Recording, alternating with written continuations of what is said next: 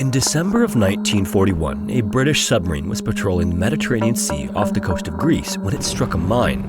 Immediately, the explosion caused the sub to take on water, and the 61 crew aboard sank to the bottom of the ocean. But something curious happened after it touched down on the ocean floor. This was something so rare and almost impossible that it wasn't believed for a long time afterward.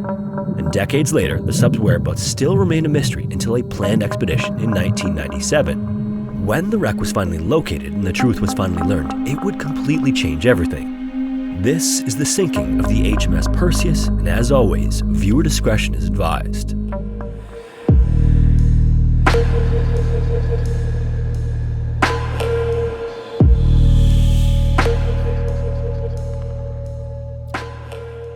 Second-class stoker John Capes was described as the tall, dark, and handsome type with slick-back hair, almond-shaped eyes, and a patchy beard. He was born on September 20th, 1910 as the son of a diplomat and went on to study at Dulwich College, which is a private school in London, before joining the British Royal Navy on May 20th, 1935 at the age of 25. After enlisting and when the opportunity presented itself, he jumped at the chance to join the submarine service, and his training got underway in June of 1938. This is where he would earn the rank of stoker second class, which is essentially a job as an engine room engineer. This relatively low-ranking position was hardly what might be expected of a diplomat's son because he was just one step above the engine room's bottom rank. But either way, John served his position admirably in a class of the Royal Navy that was maybe one of the most dangerous at the time. In World War I, as has been covered on the channel before, the submarine service was coined the coffin service because if any one thing went catastrophically wrong, the chances of survival were essentially zero. And beyond the danger of the subs themselves, it was all but a rule during the war that the subs in the Mediterranean were at serious risk of going down any time. A big reason for that were the clear, shallow waters of the sea, giving the Mediterranean a reputation as a disaster waiting to happen because subs in the air were so visible to enemies. In fact, roughly 2/5 of all submarines that patrolled those waters were sunk, and escape from a disabled ship was almost impossible. These were so rare that only 4 of them were ever recorded throughout the entirety of the war, of the thousands of men that went down. Because again, with subs often operating at hundreds of feet below the surface of the ocean, an attack or malfunction was essentially unsurvivable. This made those like John, who volunteered for the submarine service, both a rarity and an example of bravery, or in the minds of some, insanity. In any case, when World War II began on September 1st, 1939, John was stationed on the island of Malta, which is in the Mediterranean Sea south of Italy. While driving on the island one day in 1941, John got into an accident involving a horse and cart, which earned him a court date to settle the matter some months later. Before that happened though, the war was ramping up and he was called in to serve on the HMS Thrasher, which was one of the Royal Navy's T-class submarines. In September of that year, he was granted leave to return to Malta to deal with the car accident, but by then, Malta was under siege by the Germans and Italians. So to get him back onto the island, he was smuggled in aboard another submarine. This was a common practice by British subs that was referred to as the Magic Carpet Service. Once in Malta, he attended his court date and waited around for several weeks before his leave was officially over. Then, in order to get back to the HMS Thrasher, he hitched a ride on another submarine, the HMS Perseus, which would take him to Alexandria, Egypt, where he'd be picked up by his original ship. The HMS Perseus was built in 1929 as a British Parthian-class sub, which was the first class with Mark 8 torpedoes, which were developed around the same time and measured at a massive 21 feet or 6 meters each. As part of the 4th Submarine Flotilla, which included other submarines of its class, the Perseus patrolled the seas around China during the start of World War II before being reassigned to the Mediterranean in 1940. At that point, the bulk of its duties were to deliver supplies and soldiers between Malta and Alexandria. Then in October of that year, the submarine was refitted, which took several months before it was put back into service in April 1941. And following this, despite its role as a supply submarine, the Perseus was prolific in the Mediterranean for sinking a 3,800-ton Italian tanker and a 2,000-ton merchant ship west of Libya. After hitching a ride, John was considered a passenger on the Perseus, which had a crew of 59 aboard plus one other passenger when it left from Malta on November 26, 1941. During its voyage to Alexandria, the submarine was also ordered to patrol the waters along the coast of Greece. Then, a couple of weeks later, under the cover of night on December 6, the Perseus was recharging its batteries on the surface while much of the crew was asleep for the night. Because he was just a passenger and not actually serving on the submarine, and as a result of his low rank, John wasn't given a spot in the crew quarters. Instead, he slept in a makeshift bunk that was converted from one of these spare massive torpedo tubes, which, as you might imagine, wasn't particularly comfortable, but John made do, in particular thanks to a bottle of rum and a good book. And remember this, because this will become important later.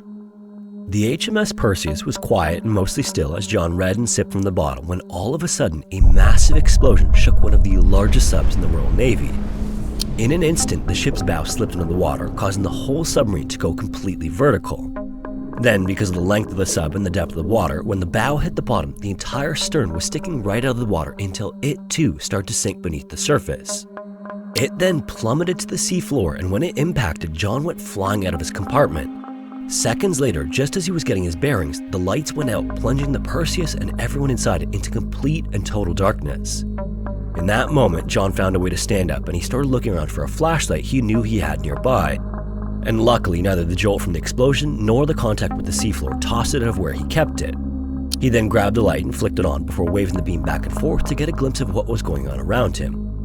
He then made his way into the forward engine room, and there he found the wrecked and clearly deceased bodies of several crew members. Among them as well, some of the men were still alive but too badly injured to be dealt with in the chaos. If he had any hope of saving himself and maybe more men, he would have to leave them where they were. So next, shining his light across the room, he pointed the light on the engine room door, which was groaning from the pressure of the water that was rapidly filling the corridor just on the other side of it. This was causing water to leak through the rubber joint, and it both appeared and sounded like the door could burst at any moment. As he looked around the room, he managed to find 3 other crew who were uninjured and helped them to their feet before heading right for the only chance he had of saving himself. John then picked up a piece of emergency equipment called the British Submarine escape apparatus. This apparatus was invented in 1910 and was adopted by the Royal Navy and was an early rebreather that helped submarine crew escape.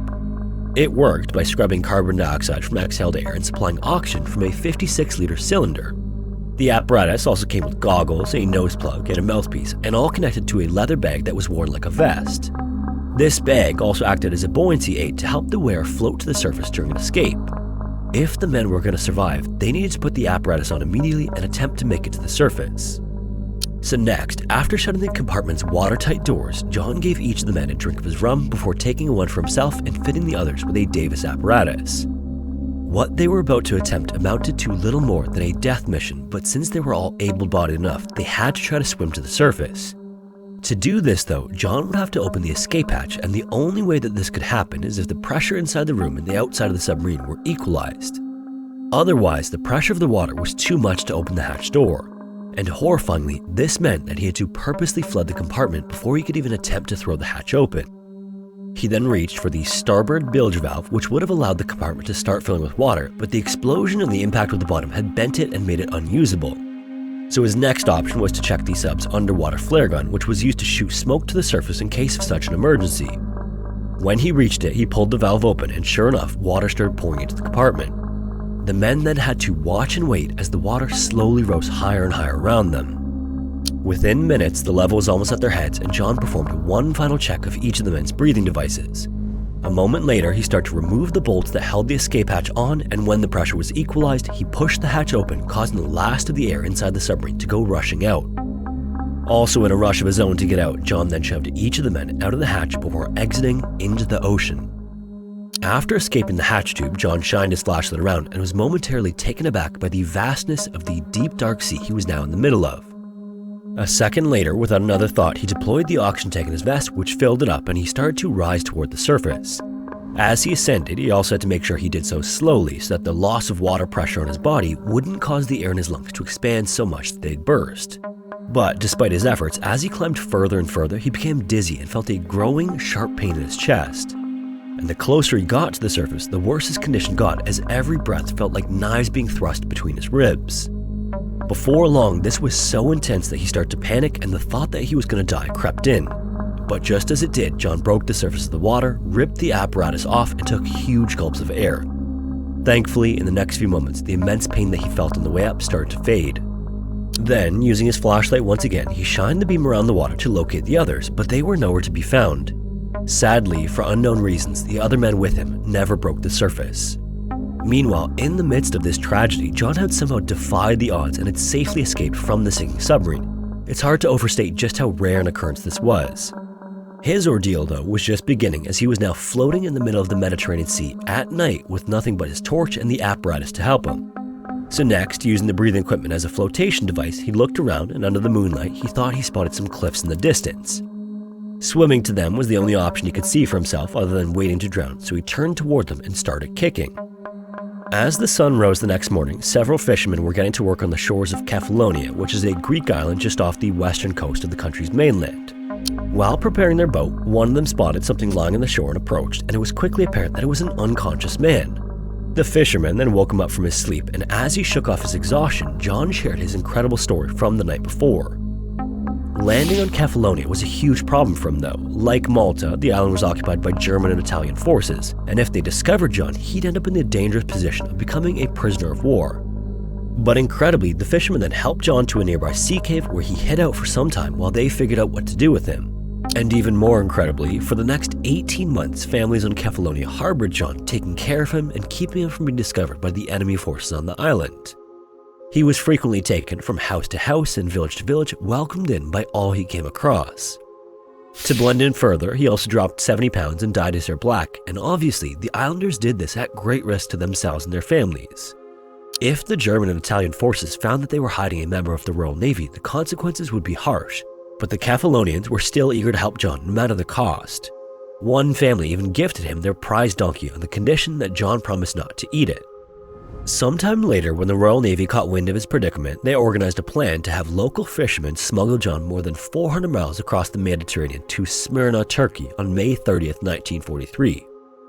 Once there, he was taken to the British consulate, which then arranged his transport to Alexandria, Egypt, where he rejoined the submarine service. In the aftermath of his ordeal, John met with Royal Navy officials and shared his story of survival, but immediately it was met with complete disbelief to the point of doubt. In fact, the Royal Navy didn't even believe he was on the HMS Perseus in the first place because his name wasn't on the crew list.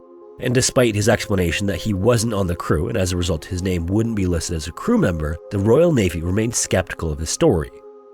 In the years that followed, John detailed his story in articles he wrote for newspapers and interviews he did with reporters, and his penchant for telling such a good story actually cast further doubt on him from both the Royal Navy and the British public. In his retellings, John stuck to two main facts the Royal Navy refused to believe. The first had to do with the depth of the submarine when it hit the bottom. John claimed that he had seen the depth gauge in the engine room that read 82 meters or 270 feet. This wasn't a depth that was impossible to survive, but the Davis submarine escape apparatus had only been tested to a depth of 100 feet or 33 meters, and the belief was that it wouldn't be functional below that mark.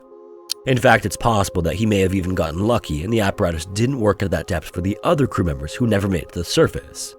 And the second reason for doubting John was that his estimation of where the ship went down didn't align with that of the Royal Navy, which believed the HMS Perseus sank elsewhere.